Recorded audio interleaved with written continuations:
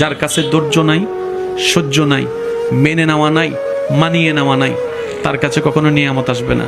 এই ক্ষেত্রে আমাদের অনেকের মনের একটা চাপা প্রশ্ন থাকে, জানতে চাওয়া যে ধৈর্য তো অনেক ধরেছি, আর কত ধৈর্য ধরবো, সহ্য তো অনেক করেছি, আর কত সহ্য করব। হাজার দিকে উত্তর না গিয়ে একটা উত্তর দেওয়ার চেষ্টা করি, মাথায় এবং মনে বসিয়ে রাখবেন যদি ভালো লাগে। ধৈর্য ততক্ষণ ধরবো যতক্ষণ আমাদের রব খুশি না হয়। সুবহানাল্লাহ।